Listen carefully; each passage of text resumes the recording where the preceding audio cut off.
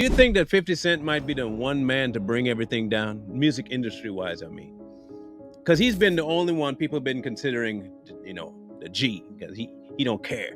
He speak what he got to speak, and he go after everybody. Do you think that maybe what he's doing is in an effort to try and course correct the music industry?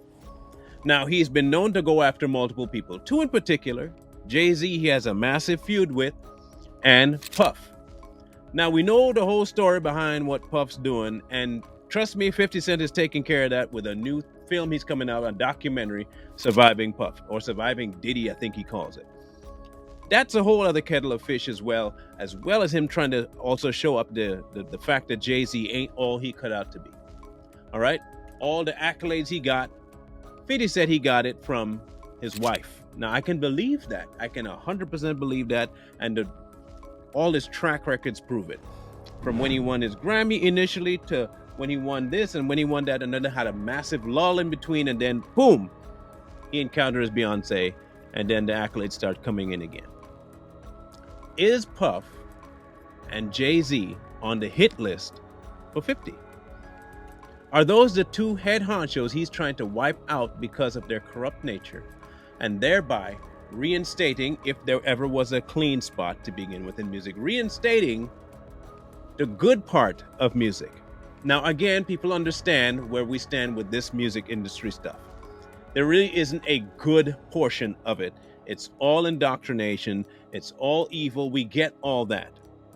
But there is another level, another tier to what's happening. And the one person that seems to be talking out about all of them is 50. Say what you want about him. The man survived quite a bit in his lifetime.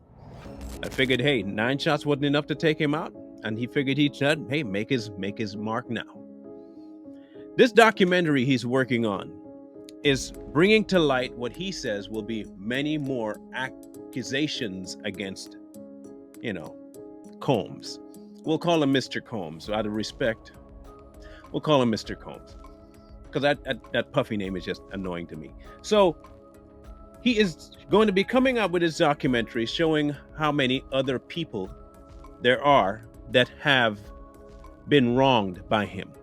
We are also privy to a few that might possibly also been wronged by him, that are not just female, by the way.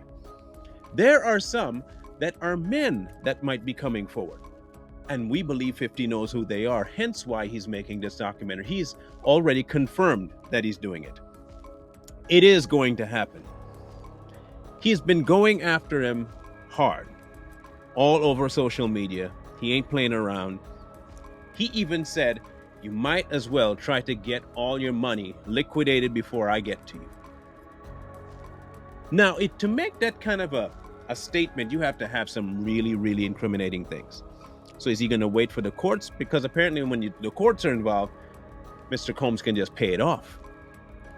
The way 50 is going to do it, I don't think he's going to leave him any room to pay anything. The same feud when he talked about Jay-Z and how much of a ritualistic lifestyle him and Beyonce live, and how much of a dark past he tries to run from. 50 has been in front of trying to expose all of it. Now, I can say personally, I used to listen to rap music back in the day, and I can't say that I was a massive fan, but Get Rich or Die Trying was one of my favorite albums when I was listening to it back in the day. I can't say I have enjoyed a Jay-Z album ever. I've enjoyed a few Jay-Z songs, but I can't ever tell you I remember a full album that really was like, yeah, the whole album's fire. I couldn't tell you that. But yet still, Jay-Z seems to be at the top of every chart every time. Even though most of his stuff is collabs, or he does one shot and it's all done, and the rest of the album doesn't seem to really go anywhere. So what's the real reason that 50 is doing all this? We may never know, because he ain't really saying. We know he has beef with everybody, but why? 50 ain't really indulging in a lot of the things that he's accusing people of. He says he hasn't sold out. He hasn't made any deals with the devil. I can't be sure of that neither. So just don't quote me on me saying that 50's like the really good guy. I'm not saying that at all. We are like, consider it like this. We're on the outside watching a bunch of feral dogs fight, but one dog caught our eye and we're like, okay, I'm rooting for that dog. I would never adopt a dog. I'm not going to go into the pit to pet the dog. I will stand outside the fence and watch them fight. But I do have a dog in the fight. I'm hoping at least that dog wins. Why? I just like that dog. But I'm not going to pet it. I'm not going to have any affiliation with the dog. I'm watching the whole thing burn. Because once the other dogs are done, guess what's over too? The fight. Now, if he can reduce this music industry and at least take out two of the biggest cancers in it, maybe, I don't know, just maybe, it may become a little more tolerable to the ear. It may erase some of the darker undertones. I don't know if that will help. I really don't know. Because we all know you have to have only one key ingredient for all this to work right, and they don't have it, okay? But when looking at this from a secular point of view, 50 might be doing probably one of the best good deeds out there for the music industry. Because he's not afraid. Nobody can really touch him. And I think he knows that. And I think people know why they can't touch him. I think unlike most of the other artists, who, yeah, they may have a criminal record and all that stuff, and they know street cred. 50 is a living legend in the fact of what he survived. Look, you can't take that from the man. Okay, he has one big badge that he pretty much has a Purple Heart in rap music. A lot of the other artists hasn't gone through what he's been through and survived and come out not just on the top, but longevity on the top. And he comes out with secrets. And he's not afraid to drop names. He's not afraid to drop time. And he's not afraid to drop influences.